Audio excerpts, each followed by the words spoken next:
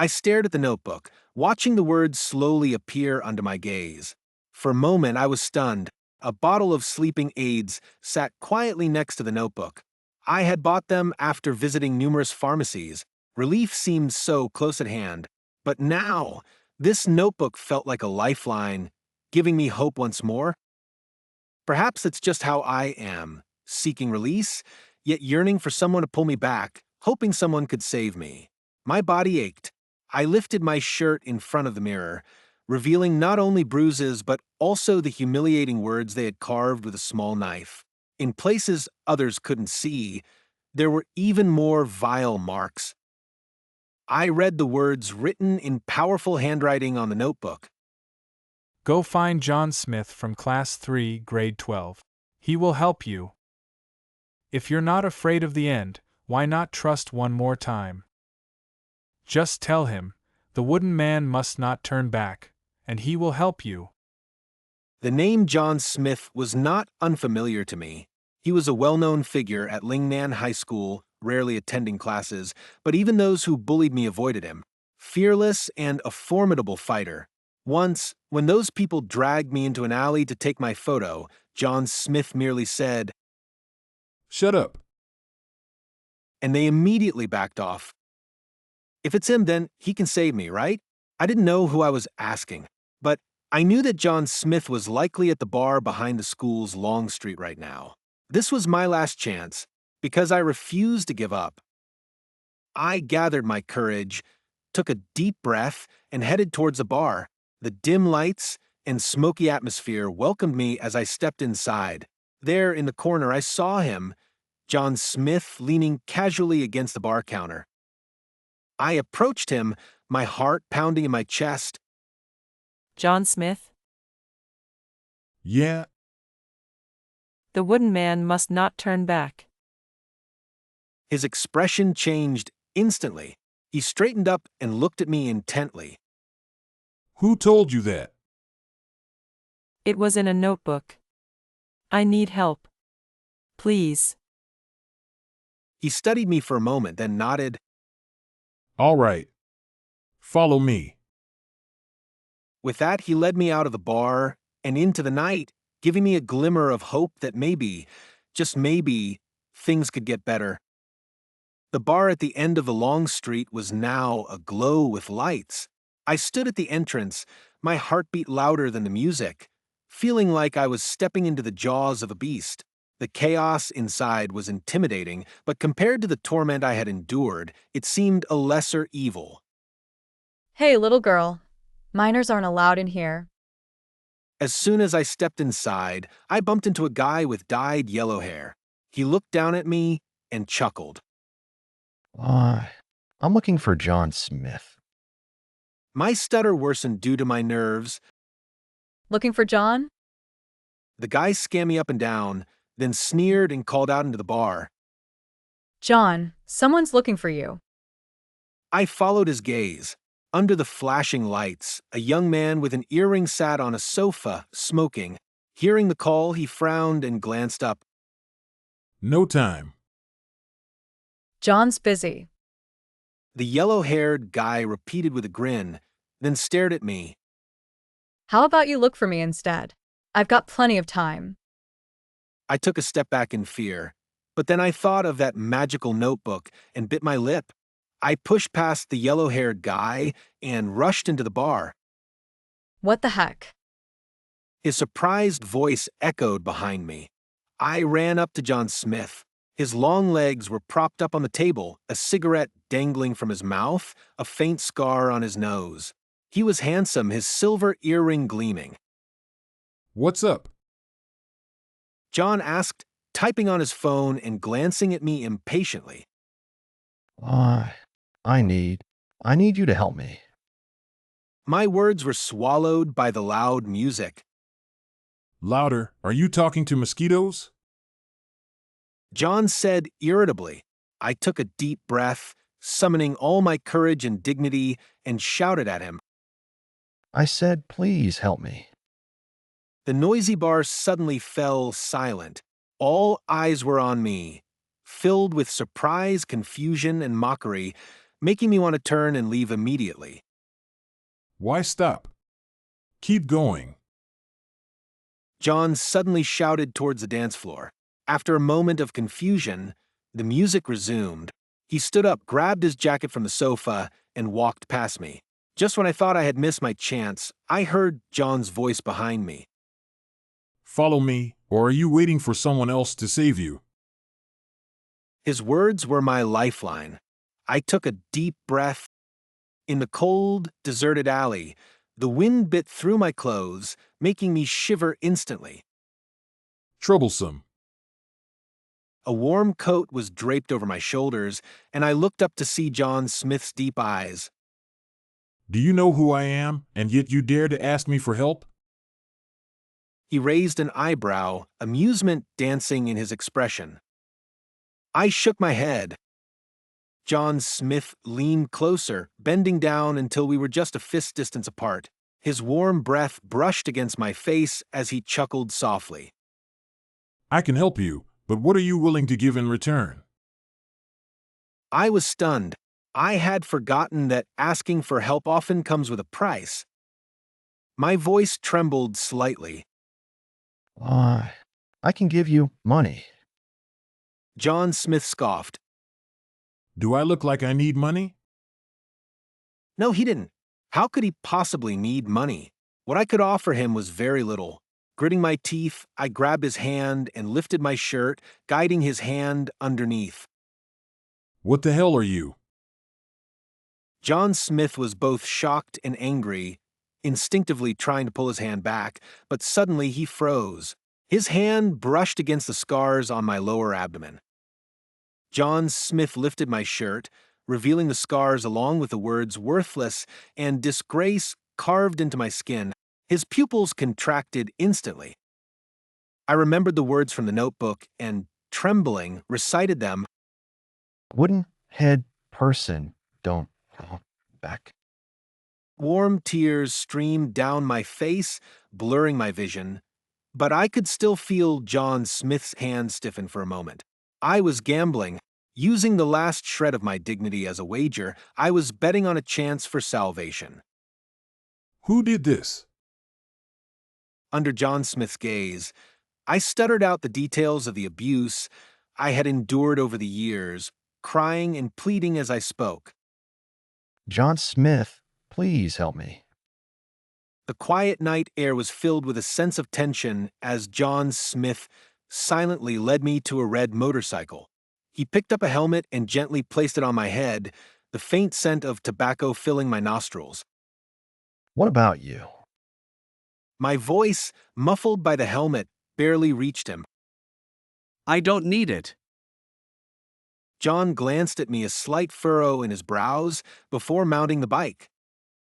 Get on, hold on to me. I'll take you home. Obediently, I sat on the back seat, my hands clutching the hem of John's jacket.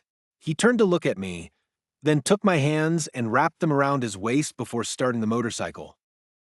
The fabric was thin, and through it, I could clearly feel his warm body and strong waist. The wind roared past my ears, but it couldn't drown out the sound of my heart pounding in my chest. Could I finally feel at ease now? Was there finally someone willing to save me? After about 20 minutes, the motorcycle stopped in front of my house. The surroundings were pitch dark, and John turned on the bike's light. Get some sleep. I handed the helmet back to him. He put it on and was about to leave. Wait a minute.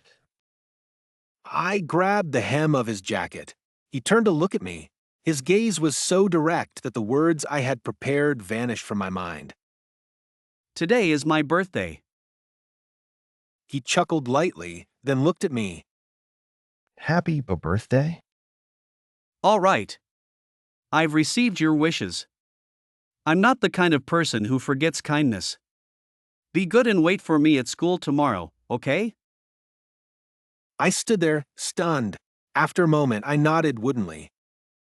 See you. He ruffled my hair, then started the motorcycle and sped away. In the dim light, John's figure looked like a lone boat on the sea. I stood there, clutching my chest, breathing heavily. As I stepped into the house, the pitch-dark living room was illuminated by the light from outside, revealing two entwined figures on the sofa. Damn. A man's curse echoed in the darkness. Then Laura Davis hurriedly put on her clothes, her face flushed with anger. She stormed over and grabbed my ear. Are you out of your mind? Where have you been so late at night? Why didn't you knock when you came back? The pain brought tears to my eyes. I tried desperately to explain, but my stutter only worsened under the stress, making it impossible to form a coherent sentence. Get back to your room, now. She yanked me with such force that I nearly fell, then dragged me and shoved me into my room. The door slammed shut behind me. I was pushed to the floor by Laura, but I struggled to my feet, took out my notebook, and placed it on the desk. The bottle of sleeping pills I locked. The next day, as soon as I stepped into the classroom, a bucket of cold water was poured over my head. My clothes were soaked, clinging to my body. Gasping. Wow. All eyes in the classroom turned to me, filled with mocking surprise and the naked gaze of those enjoying the spectacle. Smirking, "Hey, stutterer, why are you all wet?" She stood up and walked over with a look of concern. "Let me help you take off those clothes, it's so cold." She reached out to tear at my clothes, and in my terrified gaze, she continued. Mocking, "Come on, let's get these off." "Wow, nice body you've got there." Their jeers were accompanied by the sound of phone cameras clicking. I desperately tried to back away, but Emily Johnson slapped me across the face. Taunting, your photos are probably being saved by people right now. What's the point of pretending to be all virtuous? In my panic, I swung my hand and hit her on the chin. Emily Johnson cried out in pain, her face contorted with rage. Furious, how dare you hit back? She called over some boys. As they approached, a wave of fear and despair washed over me. I shouldn't have come. I shouldn't have come. I closed my eyes in despair. The next moment, there was a loud bang behind me. The classroom door was kicked open. Commanding, get lost. I opened my eyes to see someone standing in front of me, a glint of silver shining in the sunlight. John Smith lifted his leg and kicked Emily Johnson in the stomach. Everyone froze. Emily Johnson fell to the ground, unable to straighten up from the pain. Shocked and confused. John, you. John ignored them. He turned back and grabbed my hand. Firmly, from now on, she's with me. Got it? No one dared to speak. Emily Johnson looked at me with a complex mix of emotions: shock, anger, resentment, and more. Muttering, "John, she's just a..." Before she could finish, John led me past her and slapped her across the face. Fierce, didn't understand me? If your ears are useless, should I cut them off for you? Emily Johnson's face filled with terror, and the next moment, a foul smell filled the air. She had wet herself. I stared blankly at the scene before me. I had never imagined that those who bullied me could be scared into such a state. It turned out they were just as afraid of the strong. At that moment, John stood in front of me, shielding me from most of the filth. My heart pounded wildly. It turns out that someone really can be like a beacon of light. John Smith had seamlessly integrated into our class. He didn't need to care about what the homeroom teacher thought. Just by standing there, no one dared to oppose him. Since entering high school, I had never felt as relaxed as I did today. John Smith became my desk mate, and throughout the entire day, he slept on his desk. It wasn't until lunchtime that I mustered the courage to gently tap his arm. What's up? He lifted his head, his eyes still heavy with sleep, devoid of his usual harshness, replaced only by a sleepy glimmer. It's time to eat. Are you a stutterer? I fell silent immediately. Yes, ever since my father passed away, it seemed I had suddenly lost the ability to speak properly. It was precisely because of this that I became a target for their bullying. Ugh. I thought you were just nervous yesterday, but you really do stutter. John Smith's words made me want to cry, my eyes starting to sting. Seeing this, he immediately panicked, fumbling through his pocket to pull out a crumpled tissue. Don't cry. I didn't mean it. I'm sorry, okay? The tissue still carried John Smith's body warmth. I clutched it in my hand, desperately holding back my tears. Seeing this, John Smith sighed in relief. Don't cry anymore, got it? I hate it when girls cry. Otherwise, I won't help you next time. Terrified, I quickly nodded. After this incident, I couldn't imagine how miserable Emily Johnson would make me without John Smith's protection. I knew I couldn't do without John Smith. As long as I didn't cry, he would protect me. So, I had to do everything I could to hold back my tears. That evening I returned home. I took out my notebook and placed it on the desk. Picking up my pen, I slowly wrote 3 words beneath the line that said believe. Thank you. The moment I put down the pen, the paper in the notebook suddenly moved. A sentence appeared. Don't be afraid of loneliness, because somewhere in this world, there is someone who is making their way towards you. The next day was the weekend. Sarah Davis was at home reading a book when suddenly, a flash of light caught her eye. It came from outside the window. She got up and looked out. A fiery red motorcycle was parked at the door, and John Smith was leaning against it, holding a small mirror that reflected the sunlight. When he saw her, he flashed a smile and gestured for her to come down. My heart started pounding. I hurriedly got dressed and went to the living room, where Laura Davis and Michael Brown from last night were sitting. Where are you going? You're in your senior year of high school. Where do you think you're going all the time? Michael Brown's scrutinizing gaze fell on Sarah, and she hesitated for a moment. I am going to the L library. There's a study session at school today. Laura Davis's expression softened, and she waved her hand dismissively. You clueless child, can't you see Michael Brown is here? Don't you know how to greet people? The door closed behind Sarah, shutting out Laura Davis's voice. The buzzing in her head subsided significantly. John Smith walked over to her, holding a pink helmet. Put this on. I'll take you out for some fun. Holding the pink helmet in her hands, Sarah felt a sudden tug at her heart. Where are we going? Wait quietly for 10 minutes. I'll show you the most beautiful scenery in the world. Leaning against his back, the sea breeze soon filled her nostrils. Sarah opened her eyes. John was driving them along a wide road, with the endless sea stretching out below the embankment. He stopped the bike and led her down from the embankment. The sea wind whipped through his hair and lifted the hem of his shirt, revealing a tattoo on his waist. This place is incredible. I knew you'd like it. They sat on a large rock, and John looked at Sarah's face. Sarah Davis, let me teach you how to speak. Sarah was taken aback. Then John started on his own. My name, John Smith. His sincere gaze fell on her, and after a slight hesitation, she said, J. John Smith. John Smith. John Smith. John Smith. I am Smith.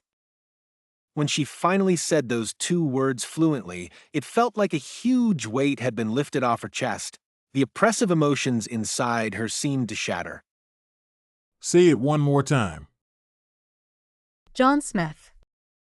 John chuckled softly, then leaned in close to her ear and whispered something. Her face turned red instantly, and she stood there, flustered and at a loss. Your voice is really beautiful. When I got home, John Smith's voice still echoed in my ears. Your voice is pleasant, really. While everyone else called me a stutterer cripple, he thought my voice was pleasant.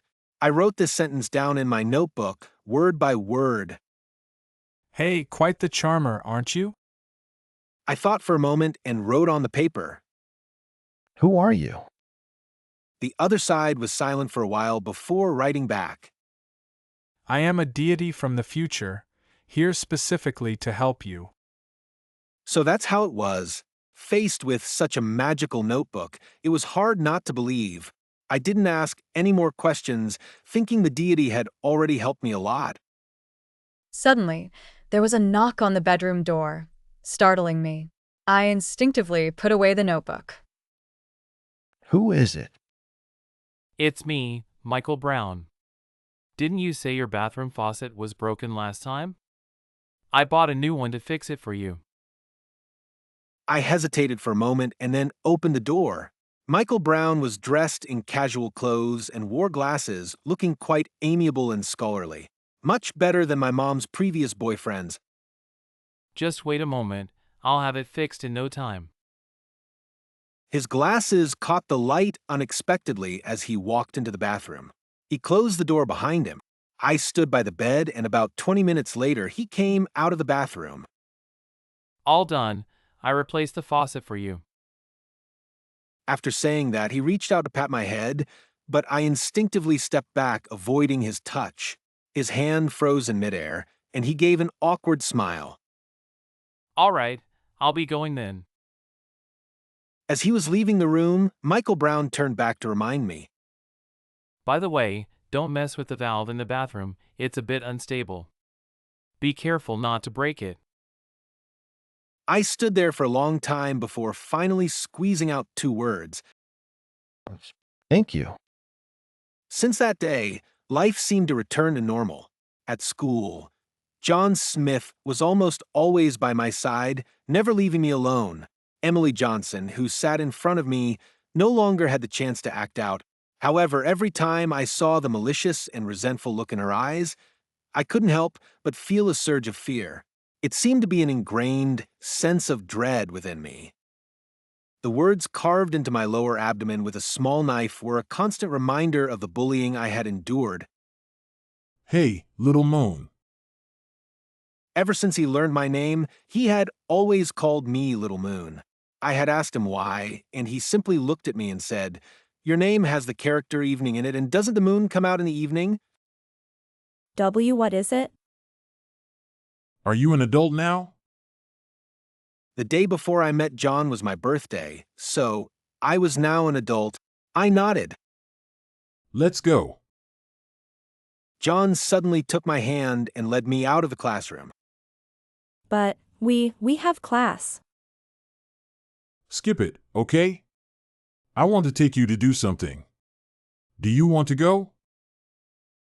I stood in front of him, hesitated for a long time, and finally nodded.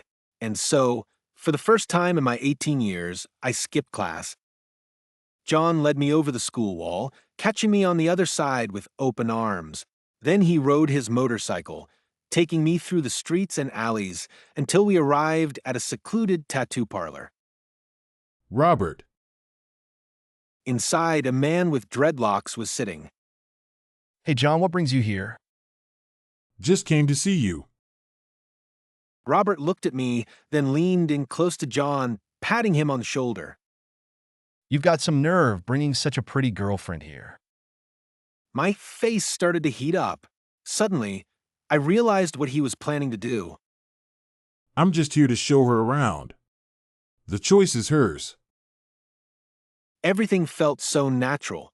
As I lay back on the sofa and the tattoo needle touched my skin, I suddenly shivered. This was something I had never dared to imagine before. The shameful words on my abdomen were covered by the blue lines of the tattoo. From now on, no one would see those scars again. Does it hurt? It doesn't hurt. Not at all. How could it hurt when I was watching those marks of shame disappear? Don't worry, I'll get one too, just like you. When I got home, there was no one there. I glanced at the empty living room and headed to the bathroom to take a shower. As I undressed, I remembered what Robert Wilson had told me about avoiding water. Muttering to himself, better reduce the water flow. So I turned the faucet slightly to reduce the water flow. At the very moment I turned the valve, a tiny red light blinked behind it. Startled, what is that? I froze in place. With trembling hands, I reached out to touch the red light. Snap. A camera fell to the ground, faintly blinking. Whispering, oh no, this can't be happening. My mind suddenly buzzed as if it had exploded, and a sharp pain overwhelmed me, causing me to collapse to the floor. Desperately, what should I do? What should I do? A wave of immense fear and darkness engulfed me, like a silent, deep ocean, drowning me completely. In despair, everything was supposed to get better. But now my life... Evening, Laura Davis and Michael Brown arrived home, reeking of alcohol. I was sitting on the sofa, a camera placed conspicuously on the table. Scolding, it's so late, why aren't you in bed yet? What are you doing here? Laura's harsh tone made me freeze. Michael Brown noticed the camera, a flicker of panic crossing his eyes. Sarah, why aren't you asleep yet? Is something wrong? I swallowed hard, recalling how John Smith had taught me to say his name, word by word. Uncle Michael, he installed a camera in my bathroom. I pinched my palm hard. Laura was stunned for a moment, her expression quickly transforming into rage. Angry, you ungrateful child, what nonsense are you spouting? You just can't stand to see me happy, can you? I finally found someone like James Anderson who is willing to accept me with a burden, and you just have to ruin it for me, don't you? Laura's scolding echoed like a thunderclap.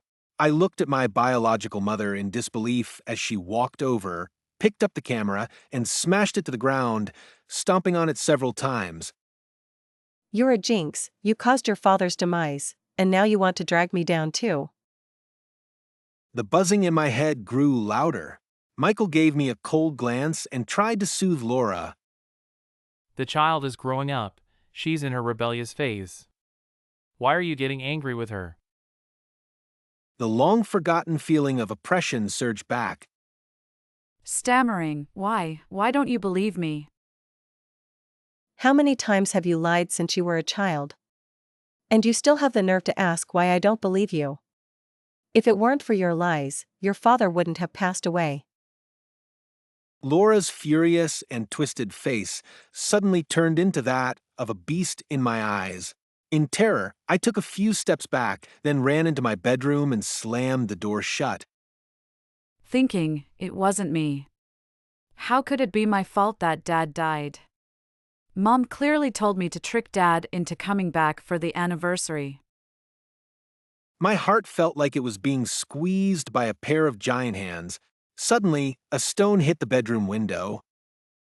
I struggled to stand up, pinching my hand, and walked step by step to the window. Looking down, a red flame flickered below. A young man stood downstairs.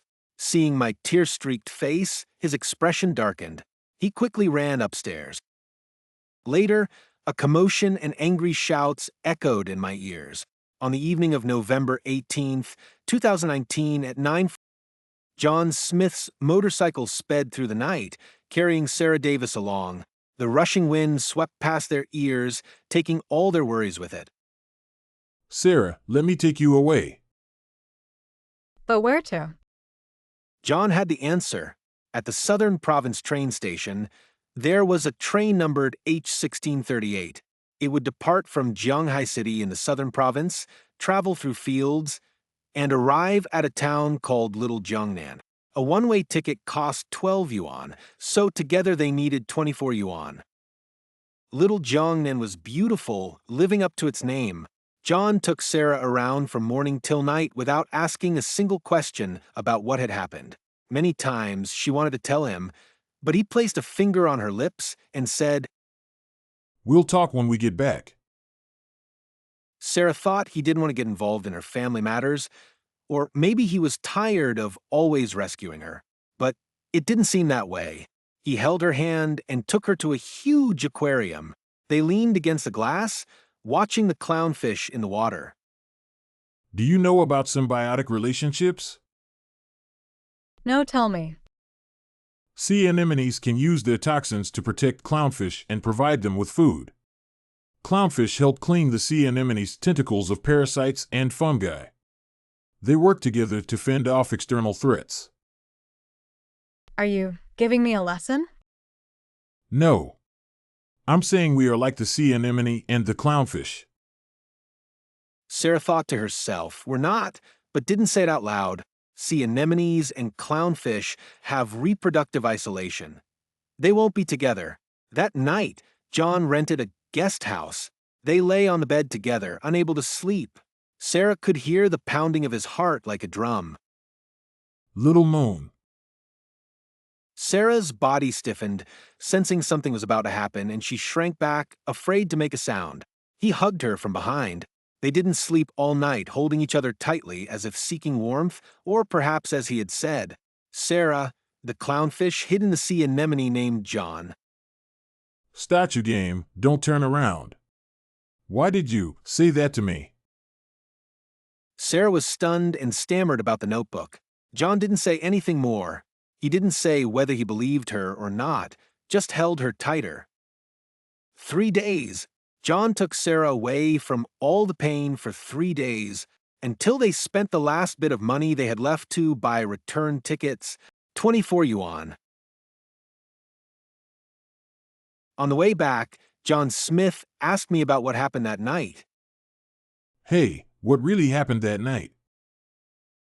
I looked into his eyes and suddenly swallowed the words I had always wanted to tell him, words hoping he would save me. They were arguing. Nothing else? I knew I wasn't good at lying, especially in front of John Smith. Got it. When I got home, I was greeted by Laura Davis's scolding and the stick that landed on me. I gritted my teeth and didn't make a sound, because suddenly I understood. My life was like this, and it wouldn't get any better. 8 at night, I dragged my exhausted, bruised body back to my room. In my notebook, I recorded every single thing that had happened. I looked at the handwriting in the notebook, hesitating. Why didn't you tell him? I pondered for a moment and then wrote back. If salvation means dragging someone else down, then it loses its original meaning. John Smith should stand there shining, not struggling in the dark depths, like me, barely surviving. The other side didn't respond for a long time. I thought for a moment and asked again. Is John Smith's future good? Very good. I looked at the 2 words on the paper and felt at ease.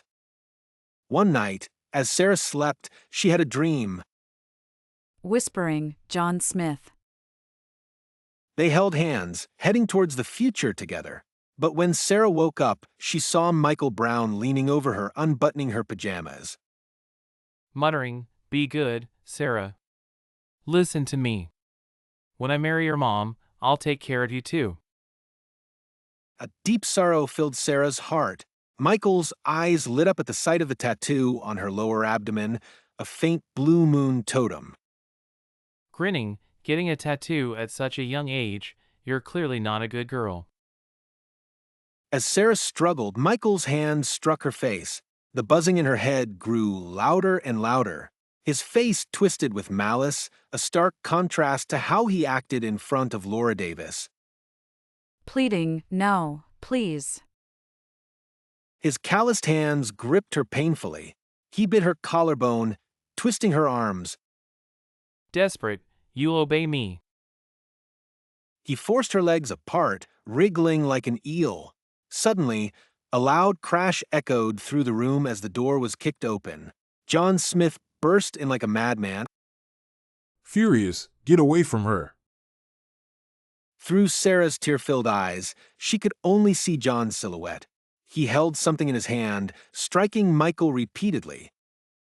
Defiant, how dare you hit me, you. Sarah cowered in the corner, her body trembling from the pain. Soon, Michael lay silent on the ground, blood pooling around him. John, panting heavily, walked over, blood staining his clothes. He wiped his hands on his shirt before tightly embracing her. Softly, little moon. John cried, suddenly lowering his head to kiss her fiercely. Whispering, John. In that moment, she forgot everything else. Weak threat, you just wait. I'll release those videos, none of you will have peace. John's body stiffened as he held Sarah, his arms struggling to suppress his anger. Pleading, please, don't go back in. Determined, little moon, trust me. Wait for me, wait for me. Sarah shook her head desperately, gripping his shirt tightly, but he pulled a small box from his pocket and handed it to her. Gently, wait for me, little moon. Sarah couldn't hold on to him anymore. Blazing flames and heat filled her vision, distorting the air. She clutched the small box tightly in her hand. The loud commotion woke the neighbors, who screamed and called the police. Firefighters quickly arrived, trying to pull her away. Determined, I won't leave. John hadn't come back yet. She had to wait for him. He told her to wait for him. The fire had finally been extinguished. Curious murmurs filled the air as people speculated about the origin of the blaze. You bring nothing but bad luck, bad luck. Laura slapped me without a word, her eyes filled with fury. It wasn't enough that you caused your father's demise, now you've burned down the house. Why don't you just disappear? My mind felt heavy. There was something I had forgotten. What was it? My fingers stung from a cut. I looked down and saw a small red box lying in my palm. When I opened it, there was a silver necklace inside. The pendant was a small crescent moon. It was very beautiful, but I couldn't remember who had given it to me. Not long after, they carried 2 bodies out of the charred house. One of them had a silver earring in his ear. Jessica Harris, the psychologist, sat across from me, her eyes filled with concern. Do you remember nothing at all, or just a bit? I was taken aback for a moment. Remember what? I remember being bullied, and it seemed like someone saved me. And then... My head throbbed painfully as I tried to recall. The only thing I could remember was the blazing fire and the vivid red everywhere. Jessica walked over and gently patted my head. It's okay. If you really can't remember, then don't force it. It might be a post-traumatic stress response. Losing some memories won't affect your daily life. Often, the brain finds certain memories painful and, like a computer system, periodically clears out some of the clutter. Suddenly, I felt a surge of anger. I pushed Jessica away, a nameless fury rising within me. No, he is not clutter. Jessica's eyes lit up. You can speak. I stood there, stunned. This is a good sign. There's no need to rush. Let's end today's session here. We'll meet again next Wednesday. On the way back, as I walked past the bar on the back street of the school, my steps suddenly halted. There was an alley ahead. Thinking, it feels familiar, but I can't remember where I've seen it before. When I stopped, I looked around. I had a feeling there should be 2 people inside. Back home, while helping Laura Davis clean up the remnants of the fire, I found a charred notebook in a burnt corner of the wall. It looked very familiar. I opened it. Inside were words I had written. Reading. So there is light in the darkness. Who are you? Future John Smith. Are you living well? Apart from my self-talk, there was nothing else left. I read it over and over again, many times until Laura came over and pulled me away. Enough, it's just old junk. The notebook fell to the ground with a thud, raising a cloud of dust and turned into tattered. John Smith and Laura Davis had just moved to another town. They were standing at the train station ready to buy tickets. John, can you check the train fares for us? Sure, let me see. Pauses, it's 24 yuan. What 24? It's written right here, 18 yuan per person.